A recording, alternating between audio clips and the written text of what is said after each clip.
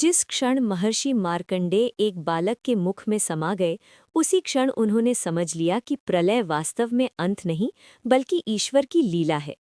ये घटना श्रीमद् भागवत पुराण के 12 स्कंध में वर्णित है।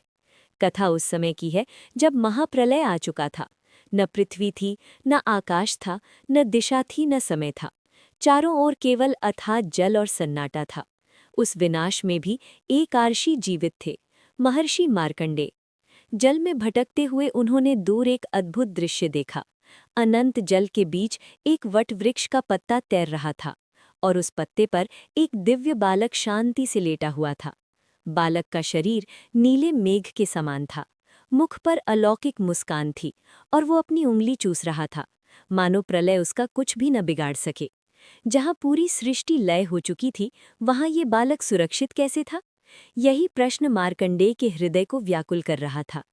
जैसे ही उन्होंने बालक को प्रणाम किया, बालक ने मुंह खोला और अगले ही क्षण मार्कंडेय स्वयं उसके भीतर खिंचते चले गए। भीतर उन्होंने वही सृष्टि देखी जो बाहर नष्ट हो चुकी थी। सूर्य, चंद्र, लोक, पर्वत, समुद्र और काल। भय और विस्मय से उनका अस्तित्व कांप उठा। अगले ही पल वे पुनः बाहर आ गए, और बालक पहले की तरह वटपत्र पर मुस्कुरा रहा था।